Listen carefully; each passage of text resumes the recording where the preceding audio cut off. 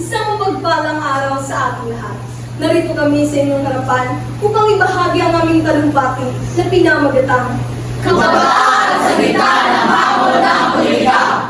Sa kasalukuyang panahon, ang ating bansa ay patuloy na nakaharap sa iba't ibang hamon sa larangan ng politika.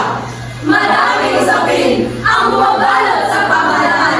Mga isyong may kinalaman sa kapangyarihan, pamamahala at pagkakanulan sa bayan.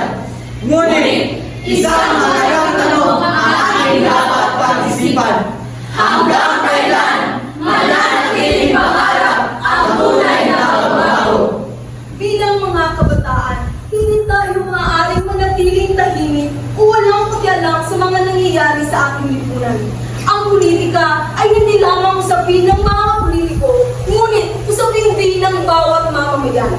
Ang mga desisyong ginagawa ng ating mga pinuno ay may malaking epekto sa ating edukasyon, kabuhayan at kinabukasan. Sa bawat eleksyon, maraming pangako ang ating naririnig mula sa mga kandidato. Mga pangakong pagbabago, kaunlaran at magandang pamumuhay para sa lahat. Ngunit matapos ang eleksyon, ilan sa mga pangako ito ay nananatiling salita lamang na hindi na isa katuparan. Ito ang dahilan kung bakit mahalaga ang pagiging mapanuri ng mga mamamayan.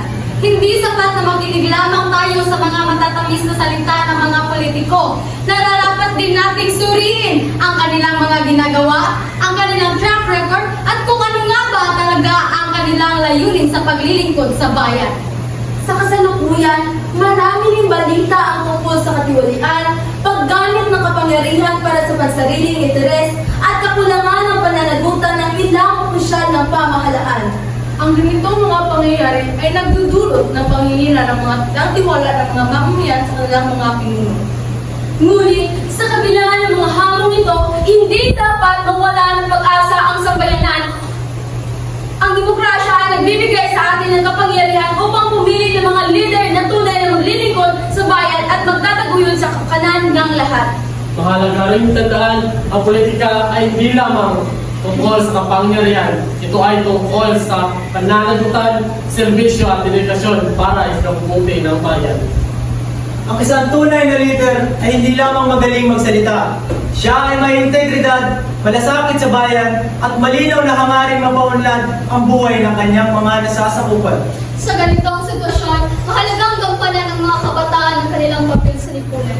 Bagamat man kami ay bata pa, ngunit meron kami kakayahang maging mapanuri, mulat at responsable sa usaping pambansa. Ang kabataan ng susunod henerasyon, mga lider at mamamayan. Kung ngayon pa lamang ay magiging handa tayo sa nangyayari sa ating lipunan, mas magiging handa pa tayo sa pagharap sa mga hamon na nangyayari sa ating kinabukasan. Hindi dapat maging hadlang ang ating edad upang may pahayag ng ating saloobin.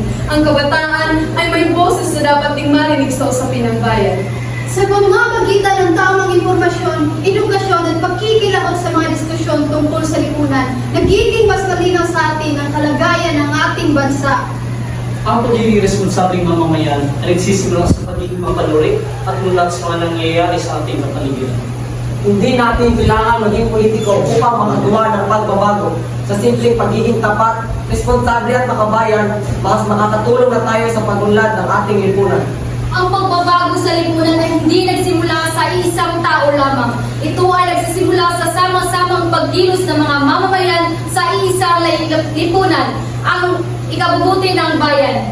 Kung ang bawat mamamayan ay magiging mulat, responsable at mapanindigan, mas magiging matatag ang pundasyon ng ating demokrasya.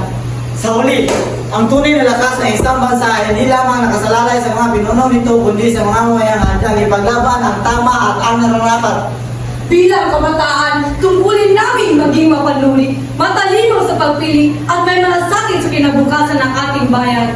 Dahil ang kinabukasan ng Pilipinas ay hindi lamang nasa kamay ng mga politiko, kundi nasa kamay din ng mga mamamayang handang magbantay, makialam at magtaguyod ng tunay na pagbabago.